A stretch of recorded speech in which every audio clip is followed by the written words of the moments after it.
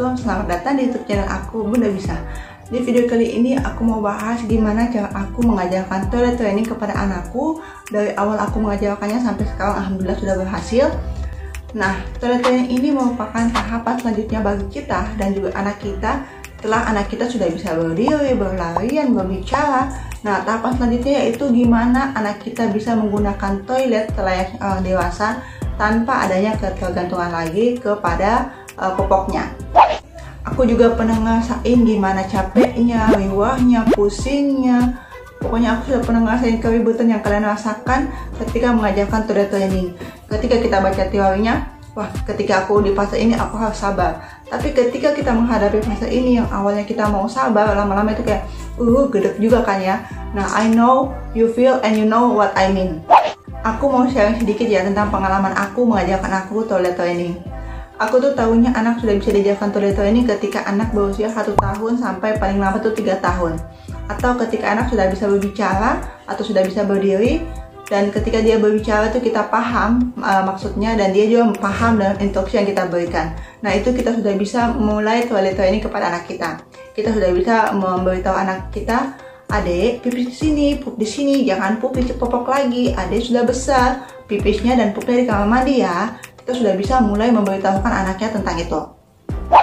Nah, di umur 1 tahun itu, pas di ulang tahun pertama, aku sudah mulai toilet training, tapi gagal karena di hari ketiga itu aku kayak capek banget, nggak sanggup menghadapi cucian yang banyak, spray, terus langsung ngepel. Aku kayaknya nggak sanggup, aku sampai gagal 2 kali.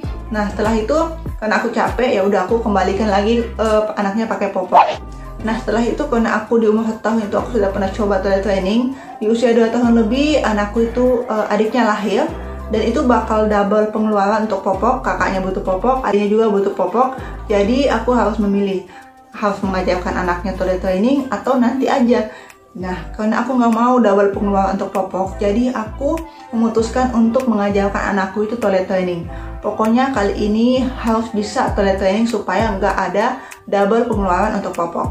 Nah, setelah aku berkomitmen untuk memulai toilet training, aku tuh sudah mulai stok celana dalam khusus toilet training. Ada itu namanya Clody khusus toilet training dan juga celana dalam biasa. Jadi aku makainya itu selang-seling anaknya karena kan Clody itu lama keringnya.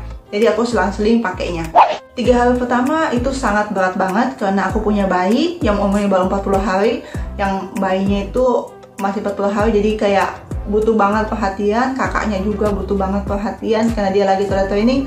Dan juga Clody-nya itu harus dibolak-balik supaya cepat kering karena kan aku cucinya manual pakai tangan. Jadi itu sangat susah kering, lama keringnya kalau kita nggak bolak-balikin seharian. 3 hari itu aku rasa kayak berat banget, aku pengen mundur aja lagi, tapi mengingat aduh, adakku ini sudah gede, nggak bisa nih pakai popok tuh. Kata teman-teman yang aku nonton itu, semingguan anakku sudah bisa kok. Nah, jadi menurut aku udah 3 hari, tinggal kurang 4 hari lagi anak sudah bisa. Jadi ya udah aku kembali mengatur semangat aku lagi supaya bisa melanjutkan toilet training anakku ini. Dan alhamdulillah anakku bukan di 7 hari bisa toilet trainingnya, dia bisanya di 9 hari. 9 hari itu anakku baru bisa bilang, bunda aku mau pipis, dan beneran nggak ngompol di dalamnya dulu baru ngomong. Dia benar-benar pipis di kamar mandi. Dan anakku itu baru bisa pup nggak popoknya lagi ketika 11 hari. Dan itu masih jadi pelajaran buat aku, masih jadi PR buat aku karena sekarang ini masih sering kali kadang-kadang itu dia masih pup di celana dalamnya kalau misalnya kita nggak perhatikan. Sebenarnya anak-anak itu kita tahu kapan dia bakal pup atau pipis. Dia bakal beri sinyal-sinyal gitu, apalagi ketika dia bakal BAB, dia bakal beri sinyal. Biasanya tuh anak kalau ketika dia mau BAB, yang awalnya tadi tuh ceria, bermain ceria, nah tiba-tiba dia diem, dia mojok, atau tiba-tiba mukanya memerah. Nah, itu ciri-ciri dia bakal mau BAB. Meskipun kita tanya, adek mau BAB nggak? Dia bilang enggak, ya tetap aja kalian bawa aja ke kamar mandi, dia bakal pup di sana. Pokoknya dalam proses toilet training ini yang perlu kita persiapkan itu ekstra sabar. Karena ketika proses toilet training ini anak di usia 1 tahun sampai 3 tahun itu anak sudah bisa berkomunikasi 2 arah. Tapi entah kenapa ketika untuk mengucapkan bunda aku pipis, bunda aku mau pipis, bunda aku mau air kamar mandi, itu berat banget, susah banget diucapin buat anak. Jadi kita harus banget ekstra sabar, ekstra mengerti apa yang mereka rasakan saat itu. Mungkin karena dia itu sudah berada di zona nyamannya, dari bayi kan dia sudah pakai popok. Nah, ketika dia mau dilepaskan popoknya itu dia kayak susah buat dia gitu ya. Jadi dia lagi beradaptasi. Jadi kita harus paham akan kondisi itu. Lalu gimana cara aku mengajarkan toilet training kepada anakku? Yang pertama, perhatikan kesiapan anak ketika akan mulai toilet training. Nah, ketika mau toilet training, biasanya anak itu memberi sinyal-sinyal. Biasanya anak ketika mau mulai toilet training, dia bakal merasa risih ketika popoknya itu sudah penuh, atau ketika dia ompolin, atau ketika dia pup. Dia bakal minta, bunda bukain, bunda maksudnya itu bunda buka gitu kan. Dia bakal minta supaya popoknya itu diganti. Atau BAB-nya itu sudah teratur. Kayak misalnya anakku, dia tuh ketika aku mau mulai toilet training, BAB-nya itu sudah di pagi hari, jam 7 tuh kalau dia bangun dia sudah langsung BAB. Jadi kita sudah tahu, oh jam sekian dia mau BAB. Jadi kita sudah tahu waktunya dia akan BAB atau BAK. Nah itu sudah waktunya anak dipersiapkan untuk toilet training. Yang kedua yaitu komunikasikan kepada anak. Ketika kita mau mulai toilet training, kita bisa mengkomunikasikan dulu kepada anak. Kita memberitahunya, kakak, adik, kakak sudah besar, adik sudah besar, adik sudah nggak pakai popok lagi, sekarang sudah pakai celana dalam. Kalau adik atau kakak mau pipis, mau pup di kamar mandi ya, kasih tau bunda ya, supaya kita ke kamar mandi. Jangan atau pup di celana dalamnya ya, karena adik sudah besar. Oke? Pokoknya kita komunikasi kepada anak dengan bahasa yang dia pahami, dia mengerti, dan kita harus sabar. Yang ketiga itu biasakan anak nggak pakai popok. Nah, biarkan anak merasakan sensasi basah. Ketika anak merasa basah, dia pasti bakal risih dong, karena basah nih, apalagi menetes ke lantai. Nah, kalau misalnya teman-teman nggak mau capek, ngepel, bersihkan spray, mencuci pakaiannya, teman-teman bisa menggunakan Klodi kayak aku. Karena Klodi ini sangat membantu banget, terutama teman-teman yang sibuk banyak kerjaan. Nah, Klodi ini sangat membantu. Dengan pemakaian Klodi, dia itu akan merasa basah, tapi di luar itu nggak basah karena ada waterproofnya. Nah, ketika dia pipis, 1-2 kali pipis, dia bakal basah, dan pasti dia bakal ngomong dong, bunda pipis. Nah, lama-kelamaan dia bakal tahu, oh kalau kayak gini pipis ya, oh aku nggak bisa pipis nih di celana dalam, kalau kayak gini aku nggak nyaman. Nah, nanti lama-kelamaan dia bakal bilang deh, bunda aku mau pipis, ke kamar mandi, kayak gitu. Selanjutnya itu setiap 2 jam sekali teman-teman wajib bawa anak itu ke kamar mandi. Mau dia pipis ataupun enggak, mau dia pup ataupun enggak, pokoknya setiap 2 jam teman-teman wajib bawa anak ke kamar mandi. Dudukan dari kamar mandi, jauhkan dia tahu, oh di sini pipis, di sini pup. Nah, setelah itu kita sambil memberitahu juga anaknya, adek di sini pipisnya ya, pupnya di sini ya. Tapi kalau misalnya teman-teman lihat nih seharian anak ini banyak minumnya, nah itu bisa sebelum 2 jam teman-teman sudah bisa bawa ke kamar mandi. Kalau aku ya, kalau misalnya aku lihat anakku itu banyak minumnya hari ini, nah 15 atau 30 menit tuh aku sudah bawa ke kamar mandi, karena sebelum 2 jam pasti dia bakal pipis. Dan kalau kita nggak peka, dia bakal ngompol. Yang kelima yaitu jadi alarm. Jadi kita itu sebagai alarm hidup buat anak kita. Pokoknya seharian itu kita harus ingatkan adiknya, adek sudah mau pipis nggak? Adek sudah mau pup nggak? Kalau mau pipis, mau pup, bilang bunda ya, bilang ayah ya. Terus nanti kita kamar mandi, jangan pup di celana dalamnya, jangan atau pipis di celana dalamnya, adek sudah besar. Pokoknya selalu kita ingatkan anak kita. Jangan cuma menyebutkan, adek kalau mau pipis bilang bunda ya. Nah, jangan cuma ngomong kayak gitu. Kita harus juga mengingatkan untuk keluarga lain, adek kalau mau pipis bilang om ya, bilang tante ya, bilang nenek ya, bilang pengasuhnya ya, kayak gitu. Karena kalau misalnya cuma kita bilang adek kalau mau pipis bilang bunda, takutnya dia bakal beneran cuma ngomong sama bundanya, dia nggak bakal ngomong sama yang lain. Jadi kita harus ingatkan untuk kalau pipis, pup, bilang sama siapapun yang ada di situ. Teman-teman bisa juga melihat cara aku mengajarkan toilet training kepada anakku kayak gini. Adiknya, sekarang umurnya berapa tahun? 2 tahun. 2 tahun. Kalau sudah 2 tahun sudah besar kan? Iya. Ya, kalau pipis sama di mana? Di kamar mandi situ. Di kamar mandi. Iya. Bagaimana ngomongnya? Bunda mau pipis.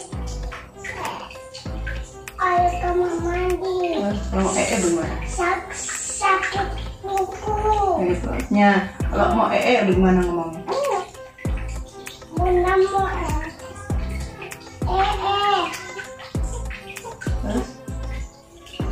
Terus? ayo kamar mandi. Begitu, iya. Sakit kuku. Nggak boleh di Celana. sama di Popo. popok sama di tempat tidur. Tadi nya di mana? Di kloset. Di kloset ya? Iya. Tadi pipisnya di mana? Di kamar mandi. Kamar mandi ya? Tadi sudah ngomong tadi ya? Iya. Iya, dia sudah pintar ya? Iya. Iya, nanti kalau mau pipis lagi, mau lagi bilang bunda ya. Iya. Jangan di dalam lagi ya. Iya. Ya, I love you. I love you. Give me hug. Lihat. Anak pintar. A few moments later. Adiknya mau pipis kan? Iya. Ayo pipis. Yuk. Sama pipis. Pipis. Kamar mandi ya? Iya, kamar mandi. Mau pipis. Ayo cepet. Sama Kalau pipis di kamar mandi situ. Di kamar mandi situ. Oke. Selanjutnya yaitu beri dia rules yang jelas atau peraturan yang jelas. Nah, misalnya nih anaknya lagi toilet training. Di hari keempat teman-teman bawa dia keluar dan dia dipakein popok karena takut pipis atau pup di jalan.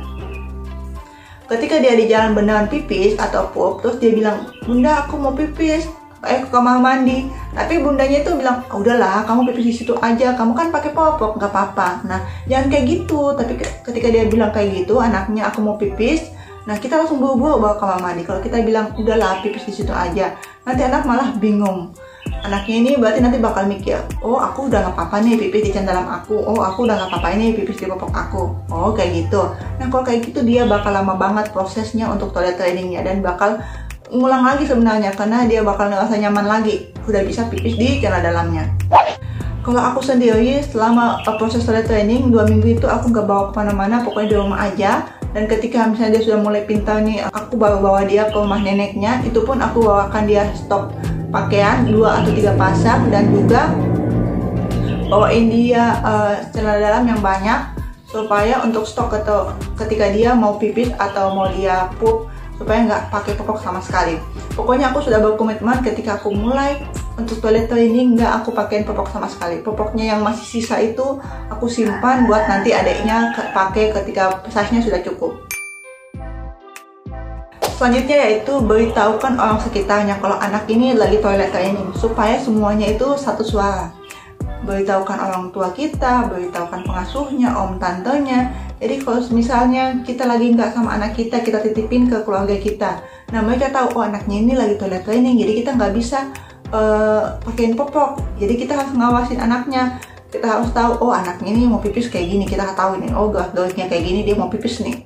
Gerak-geriknya kayak gini, dia mau pup nih. Oh, jadi kayak gitu. Jadi semuanya harus satu suara supaya anaknya itu berkelanjutan latihan toilet training yang nggak berhenti ketika kita nggak ada. Jadi ketika kita nggak ada, anak itu tetap belajar toilet training sama om tantenya, sama neneknya, sama suami kita, sama pengasuhnya. Jadi tetap berjalan semestinya. Selanjutnya yaitu jadikan rutinitas untuk sebelum tidur malam ataupun tidur siang selalu pipis dulu ke kamar mandi dulu supaya itu meminimalisir pipis atau ompol di malam hari atau di siang hari. Kalau teman-teman lihat anaknya minum banyak kayak tadi aku bilang, sebelum 22 jam juga sudah bisa bawa di kamar mandi supaya dia nggak ngompol. Selanjutnya yaitu beri anak contoh. Nah, di usia-usia kayak gini nih anak itu belajar dari contoh itu sangat-sangat cepat banget. Jadi kita bagus banget mengajarkan anak itu dengan contoh. Dan ini sangat berkontribusi menurut aku ketika aku mengajarkan toilet training kepada anakku. Jadi ketika kita mau pipis atau mau pup, kita bilang, "Adek, bunda mau pipis, bunda ke kamar mandi dulu ya." Atau ketika kita mau pipis atau mau pup, kita ke kamar mandi terus bilang, "Adek, bunda itu pipisnya di sini, nya di sini. Adek juga pipisnya di sini, pupnya di sini karena adek sudah besar. Ya, nggak boleh pipis di kamar mandi lagi." Pokoknya kita selalu ingatkan, pipis di sini, jangan di popok, jangan di celana dalam, kayak gitu. Selanjutnya itu beri pujian. Nah, ini sangat berkontribusi banget buat aku. Nah, ketika anak sudah berhasil bilang, "Bunda, aku mau pipis, aku mau dan beneran belum pup dan belum pipis di celana dalamnya, dia beneran pipis di kamar mandi, itu ketika kita beri dia pujian, dia sangat-sangat senang banget. Dan itu bakal membuat dia bakal ngomong lagi selanjutnya ketika dia mau pipis dan mau Ketika kita bilang, "Wah, adek sudah pintar ya, sudah pipis di kamar mandi ya, wah hebat." Nah, itu dia bakal senang banget dan bakal bilang lagi selanjutnya, percaya deh. Selanjutnya yaitu jangan ada paksaan. Sebisa mungkin kita buat toilet training ini menyenangkan bagi anak dan kita harus sabar dan mengerti akan kondisi anak. Jadi sebisa mungkin toilet training ini bisa menjadi step selanjutnya bagi anak yang menyenangkan, tidak ada paksaan. Karena kalau misalnya ada paksaan, anak bakal trauma dan bakal melama toilet trainingnya. Karena anak bakal nggak mau ngomong. Kalau misalnya dia tuh trauma, dia bakal diam aja. Kalau pipis dia pup, dia bakal diam aja. Sampai kita sendiri yang tahu, anaknya sudah pipis, sudah pup, dia nggak ngomong kayak gitu. Kalau sudah trauma dia bakal kayak gitu. Jadi sebisa mungkin menyenangkan buat anak. Ya meskipun 1-2 kali kita pasti nggak sabar ya, tapi sebisa mungkin anak itu selalu kita puji, selalu kita tahan emosi kita. Yang terakhir yaitu komitmen. Nah, ketika kita memulai toilet training, kita harus tanya dulu dari kita sudah siap nggak direpotin bakal cuci celana dalamnya, bakal ngepel, bakal capek ngomong ke anak, pokoknya kita sudah siap nggak? Kalau misalnya kita berkomitmen, aku sudah siap nih. Nah, ketika kita rasa kita sudah siap, nah baru kita mulai toilet training. Karena ketika toilet training, dua-duanya harus siap. Anak siap, orang tua siap, karena kita bakal membersihkan semua kotoran anak yang berserakan itu. Kita yang bakal bersihin. Jadi kita harus berkomitmen ketika kita mulai, jangan sampai mundur lagi. Karena kalau kita mundur, itu kita bakal ngulang dari awal lagi. Kayak aku tadi, aku di awal 1 tahun itu aku sudah pernah mulai, tapi karena aku mundur tengah jalan, ketika aku mulai lagi itu lama banget. Sampai sekarang pun masih jadi pelajaran bagi aku. Karena sesekali orang sekitarnya nggak peka, itu kadang-kadang masih bablas pupnya. Jadi itu sangat-sangat berpengaruh banget ke depannya. Ketika kita berkomitmen mau mulai toilet training, sebisa mungkin jangan berhenti sampai anaknya pintar. Intinya kunci dari toilet training itu ada 3, yaitu konsisten, sabar, dan juga komitmen. Nah, ketika kita sudah menguasai 3 kunci ini, itu toilet training itu terasa lebih cepat dan lebih gampang. Dan nggak ada toilet training itu yang instan, semuanya butuh prosesnya, dan anak itu memiliki prosesnya masing-masing. Ketika anak si A semingguan sudah bisa, anak si B 2 mingguan sudah bisa, anak kita sebulanan belum bisa, nggak apa-apa, kita harus sabar. Anak kita lagi berproses juga. Kita nggak boleh banding-bandingin anak kita dengan anak orang lain. Karena setiap anak butuh prosesnya masing-masing, nggak ada yang instan. Paling lama sebulanan atau 2 bulanan anak kita juga sudah bakal bisa juga. Kita cuma perlu sabar dan konsisten, kayak gitu. Oke, sekian cerita aku dalam mengajarkan toilet training kepada anakku. Semoga ada yang bisa kalian petik manfaatnya. Terima kasih telah menonton video kali ini. Jangan lupa untuk subscribe, like, komen, dan share juga. Sampai jumpa di video selanjutnya. Assalamualaikum warahmatullahi wabarakatuh. Bye-bye.